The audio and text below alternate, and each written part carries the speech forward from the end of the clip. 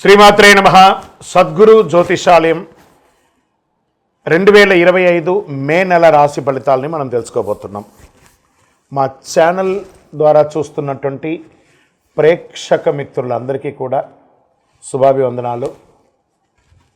మా ఛానల్స్ బాగా చూస్తున్నారు, ధన్యవాదాలు. కానీ సబ్స్క్రైబర్స్ అనేవాళ్ళు కొంచెం తక్కువగా ఉన్నారు, కొంచెం సబ్స్క్రైబ్ చేయండి.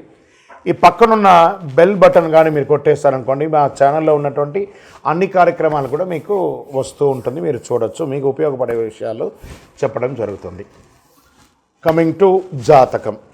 జాతకం అనేది పడుతున్న వర్షానికి ఒక గొడుగే కానీ జాతకం జీవితం కాదు.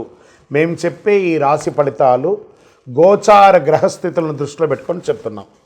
ఇది మీ యొక్క వ్యక్తిగత జీవితానికి ఒక 30% నుంచి 40% మాత్రమే వర్తిస్తుంది. మీరు పుట్టినప్పుడు ఉన్నటువంటి ఆ లగ్నము, ఆ నక్షత్రము, ఆ పాదాన్ని బట్టి మీ యొక్క సంపూర్ణ జాతకం అనేది తెలియబడుతుంది.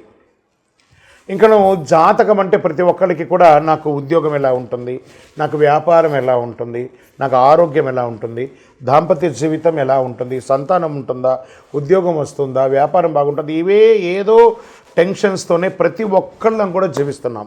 దానికి ఉపశమనంగా ఈ మాస ఫలితాలని ప్రతి మాసంలో కొన్ని గ్రహాలు మారుతూ ఉంటాయి కాబట్టి ఆ గ్రహాల యొక్క గమనాన్ని దృష్టిలో పెట్టుకొని అన్ని వర్గాల వారిని దృష్టిలో పెట్టుకొని ప్రిడిక్ట్ చేయబడింది ఈ మాస ఫలితాలు. ఇప్పుడు మనం 12 రాసుల్లో ఒక్కొక్క రాశిగా మనం చెప్పుకోబోతున్నాం. జాతకం ఎవరైనా మీ పరిసర ప్రాంతాల్లో ఉన్నటువంటి సద్గురువుల్ని సంప్రదించి జాతకం తెలుసుకోండి. లేదా మా ద్వారా తెలుసుకోవాలనుకుంటే 21 వయసు లోపు ఉన్న వాళ్ళు అడగకూడదు.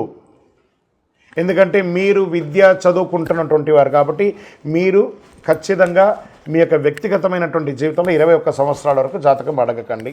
60 సంవత్సరాలు దాటిన వారు మీరు అన్నీ అనుభవించుంటారు, మంచి చెడు అన్నీ చూసుంటారు కాబట్టి మీకు జాతకంతో పని లేదు. అడగడానికి కూడా ఇల్లీగల్ అఫైర్స్కి సంబంధించింది ఏది అడగకూడదు. నాకు అప్పులు బాగా ఉన్నాయి, జాతకం చెప్పనంటే ఎవరు చెప్పరండి. మీ అప్పులు తీసుకున్న చోట ఖచ్చితంగా కష్టపడి ఇవ్వండి, అదొకటే జాతకానికి ఉన్నది. జ్యోతిషాస్త్రరీత్యా ద్వాదశ రాశుల్లో 3వ రాశి అయినటువంటి మిథున రాశి మిత్రులారా, మీరు మృగశిరా నక్షత్రం 3-4 పాదములు, ఆరుద్ర నక్షత్రం 1, 2, 3, 4 పాదములు, పునర్వసు నక్షత్రం 1, 2, 3 పాదాలకు జన్మించిన మీరు మిథున రాశి వారిగా పరిగణించబడుతున్నారు. ఈ మే నెల 2025 మీకు ఎలా ఉన్నాయి, శుభాశుభ ఫలితాలు ఎలా ఉన్నాయి అంటే మిశ్రమంగా చెప్పడం జరుగుతుంది. శాసించే బృహస్పతి గ్రహం తన స్థానాన్ని మారుచుకున్నారు. బృహస్పతి 12వ ఇంట్లో ప్రథమార్థం గడిపిన తర్వాత ఈ నెల ద్వితీయార్థంలో మొదటి ఇంటిలోకి వెళ్తున్నారు. సూర్యుడు లాభాల ఇంటిలో ఉచ్చ స్థితిలో ఉంటున్నారు. 11వ ఇంటికి అధిపతి అయినటువంటి కుజుడు ఈ నెల మీరు 2వ ఇంట్లో ఉంటారు. మే 23 వరకు బుధుడు అనుకూలమైన స్థితి, 2వ ఇంట్లో బలహీనమై కుజ సంచారం ఉంటుంది. దీంట్లో ఎవరెవరికి ఎలా ఉండబోతుంది అని అంటే స్పోర్ట్స్, అథ్లెటిక్స్ వాళ్ళంతా ఉంటారు చూసారా, వాళ్ళకి చాలా అదృష్టమైనటువంటి నెల అని చెప్పచ్చండి. సమాజంలో పెద్ద వారి యొక్క పరిచయాలు పెరుగుతుంది, వారి సలహాలు పొందుతారు, విలువైనటువంటి గౌరవం పొందుతుంది. వ్యాపారవేత్తలకు వ్యాపార ప్రభుత్వం రాయితీ మరియు బ్యాంక్ రుణాలు ఇవన్నీ కూడా అందుతుంది. అమ్మకం మరియు లాభం వారి నైపుణ్యం ద్వారా పెంచుకోవచ్చు.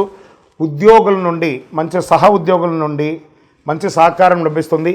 పై అధికారుల ప్రశంసలు పొందుతారు. స్నేహితులు సహాయపడతారు.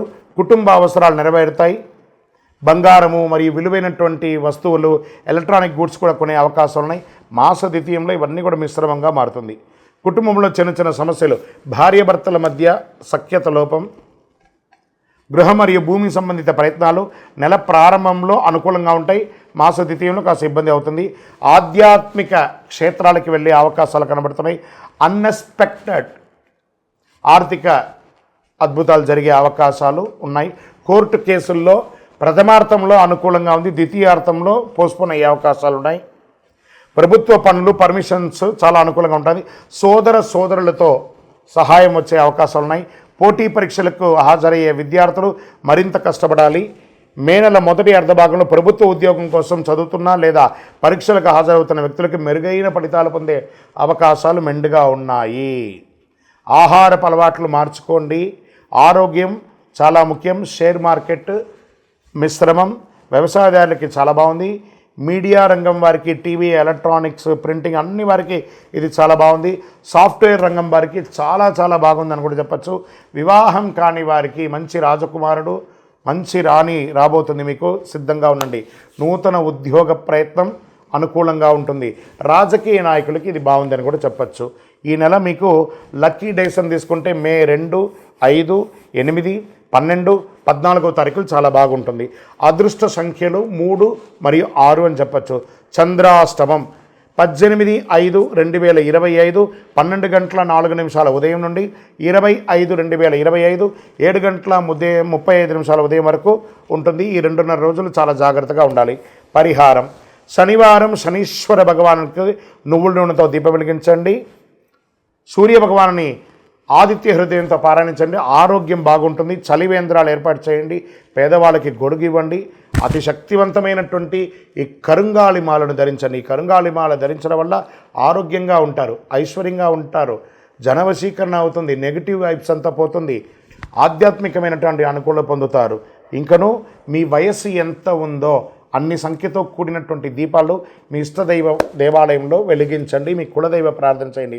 మీ యొక్క వ్యక్తిగతమైనటువంటి జాతకం తెలుసుకోవాలనుకుంటే మీ పరిసర ప్రాంతాల్లో ఉన్న గురువుల్ని సంప్రదించండి, లేదా మా కింద కనబడుతున్న నంబర్కి వాట్సప్ చేయండి. మీ date of birth, time of birth, place of birth.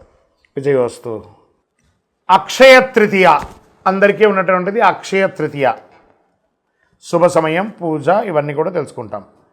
పంచాంగం ప్రకారం ప్రతి ఏడాది వైశాఖ మాసంలో శుక్లపక్షంలో తదియ తిథి నాడు అక్షయ తృతీయ పండుగ జరుపుకుంటాం. హిందూ మత విశ్వాసాల ప్రకారం అక్షయ తృతీయ ఎంతో ప్రాముఖ్యత ఉంది. జ్యోతిషాస్త్ర ప్రకారం అక్షయ తృతీయ రోజు స్వయం సిద్ధి ముహూర్తం అని పిలుస్తారు. ఈరోజు తిథివార నక్షత్ర యమగండ దుర్ముహూర్త వర్జ్యాలు ఏది చూడక్కర్లేదట. ఎంతటి శుభ కార్యక్రమాలైనా చేయొచ్చట. భూమి పూజ చేయవచ్చు, గృహప్రవేశం చేయొచ్చు, వివాహం చేయొచ్చు, తలనీలాలు ఇవ్వవచ్చు, అన్నీ చేసుకోవచ్చు. కొత్త వస్తువులు కొనడం చేయొచ్చు. వాటిలో ప్రధానంగా ఉప్పు కల్లుప్పు గురించి చెప్పారు. దొడ్డుప్పు ఉంటుంది చూస్తారా, రాళ్ల ఉప్పు. ఈ రాళ్ల ఉప్పు ఏది కొంటారో కొనరో రాళ్ల ఉప్పు అక్షయ తృతీయ నాడు కొనాలట. అందరూ బంగారం కొనాలి అని అప్పు చేసి బంగారం కొనడం వల్ల అప్పుల వాడికి పెరుగుతుంది కానీ మీకు పెరగదు. లేదా ఈరోజు బంగారం కొనమని శాస్త్రం చెప్పలేదు, అక్షయం అన్నారు. అక్షయం అంటే ఏంటి? తరగనిది. పవిత్రమైన రోజు ఎలాంటి శుభముహూర్తం చూడకుండా అన్ని పనులు చేసుకోవచ్చు. గ్రంథాల ప్రకారం ఈరోజు విలువైన వస్తువులు కొనడమే కాదు, విలువైన వస్తువులు కొనడం వల్ల అది ఆనవాయితీగా ఉంటుందని ఒక పేరుతో కొంటున్నారే కానీ శాస్త్ర ప్రమాణం లేదు. దాన ధర్మాలు మాత్రం చేయాలని ఉంది. వీలుంటే 10 మందికి భోజనం పెట్టండి, వస్త్రం ఇవ్వండి, ధాన్యాలు ఇవ్వండి అనివ్వండి. లక్ష్మీదేవి అనుగ్రహాన్ని పొందుతారట. ఈ ఏడాది అక్షయ తృతీయ 29 ఏప్రిల్ 2025 మంగళవారం సాయంత్రం 5:32 ప్రారంభమై మరుసటి రోజు అంటే ఏప్రిల్ 30 బుధవారం మధ్యాహ్నం 2:13 వరకు ఉంటుంది ఈ యొక్క అక్షయ తృతీయ. ఉదయం తిథి ప్రకారం ఏప్రిల్ 30 తేదీన అక్షయ తృతీయ పండుగ జరుపుకుంటారు. ఈ సమయంలో ఏ పని అయినా విజయం సాధిస్తారట. పవిత్రమైన రోజు చాలామంది వెండి, బంగారం వాటిని పెట్టి పూజిస్తూ ఉంటారు. వస్తువులు కొనుగోలు చేస్తుంటారు, ప్రాధాన్యత ఇస్తుంటారు, పుస్తకం కూడా కొంటూ ఉంటారు. అంతేకాదు వివాహం, కొత్త ఇంటి ప్రవేశం, కొత్త వాహనం, ఏదైనా ఆస్తి కొనడం కూడా చేస్తూ ఉంటారు. అక్షయం అంటే ఎప్పటికీ తరగనిది. హిందూ పురాణ ప్రకారం వేదవ్యాస మహర్షి శ్రీ మహావిష్ణు అవతారంగా పరిగణిస్తారు. వ్యాసుడు అక్షయ తృతీయ రోజునే మహాభారతాన్ని రచించారని చెప్పబడుతుంది. అంతేకాదు పవిత్రమైన రోజే గంగమ్మ తల్లి దివి నుంచి భూమికి దిగి వచ్చిన భగీరథం అయినటువంటి రోజు. పరశురామ జయంతి కూడా అక్షయ తృతీయ రోజే జరిగింది. మత్స్య పురాణం 65వ అధ్యాయం ప్రకారం ఈశ్వరుడు పార్వతీదేవికి సర్వకామప్రదమైనటువంటి అక్షయ తృతీయ వ్రతం గురించి చెప్పారు. శ్రీ నారద పురాణం కూడా ఈనాడు చెయ్యి దాన ధర్మాలు అత్యధిక ఫలితాన్ని ఇస్తానని చెప్పబడుతుంది. కుబేరుడు అక్షయ తృతీయ రోజు లక్ష్మీదేవిని పూజించడం వల్ల ధనవంతుడయ్యాడట. మహాభారతంలో శ్రీకృష్ణుడు ద్రౌపదికి వస్త్రాభరణం అప్పుడు చీరను ప్రసాదించింది కూడా ఇదే రోజు. ఇంత అద్భుతమైనటువంటి రోజు ఖరీదైన వస్తువులు, బంగారు ఆభరణాలు, తమ సంపద, శ్రేయస్సు అన్నీ కూడాను భగవంతుని ముందర పెట్టి పూజ చేస్తారు. అక్షయ తృతీయ వంటి పవిత్రమైన రోజు లక్ష్మీదేవిని పూజించడం ఎలా అంటే, ఒక మంచి రాగి చెంబు తీసుకోండి, కల్లుప్పు ఉంటుంది కదా, తమలపాకు వేసి ఆ కల్లుప్పు తమలపాకు మీద వేయండి. రాగి చెంబు దాంట్లో పెట్టండి. మీ ఇంట్లో ఉన్నటువంటి కాయిన్స్ ఉంటాయి కదా, రూపాయి కాయినో, 5 రూపాయల కాయినో, 10 రూపాయల కాయినో, లేదా మీ బంగారు ఆభరణమో అవన్నీ కూడా దాంట్లో పెట్టండి. పూజించండి. యక్షాయ కుబేరాయ వై శ్రవణాయ ధనధాన్యాధిపతయే ధనధాన్య సమృద్ధిం దేహి దేహి తాపయ స్వాహ అని మంత్రంతో జపం చేయండి. శాస్త్రాల ప్రకారం ఈరోజు కృష్ణుడు యుధిష్ఠిడికి అక్షయ పాత్ర ఇచ్చిన రోజు కూడా ఇదే రోజు. ఇందులో ఉండే ఆహారం ఎప్పటికీ మరవదు. కాబట్టి బియ్యాన్ని కూడా దేవుడి ముందర పెట్టండి. అందుకే ఈ పవిత్రమైన రోజు దానం చేయడం వల్ల శాశ్వత పుణ్యం లభిస్తుందని పండితులు చెప్తారు.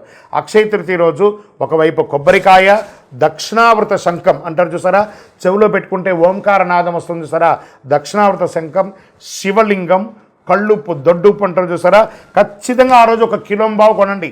కళ్ళుప్పు కొనండి.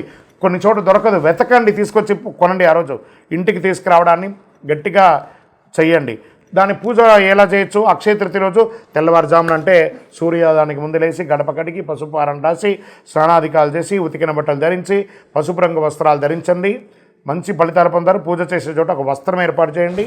అనంతరం విష్ణు విగ్రహాన్ని, లక్ష్మీదేవి విగ్రహాన్ని ప్రార్థన చేయండి. నీటితో శుద్ధి చేయండి. పూజ చేసే సమయంలో తులసి ఆకులు, బిల్వ ఆకులు పెట్టి పూజించండి. పండ్లు, పువ్వులు వగరాలు పెట్టండి.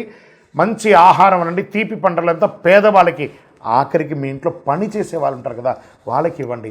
స్ట్రేంజర్స్ రోడ్డు మీద, ఈ హాస్పిటల్స్ బయట అటెండెన్స్ లోపల ఉన్నటువంటి వ్యాధితో ఉన్నవాళ్ళు బయట చాయ్ కాఫీ తాగడానికి కూడా లేకుండా వాళ్ళ బంధుమిత్రులు రోడ్డు మీద ఉంటారు చూసారా, వాళ్ళకి పోయి ఆహారాన్ని ఇవ్వండి.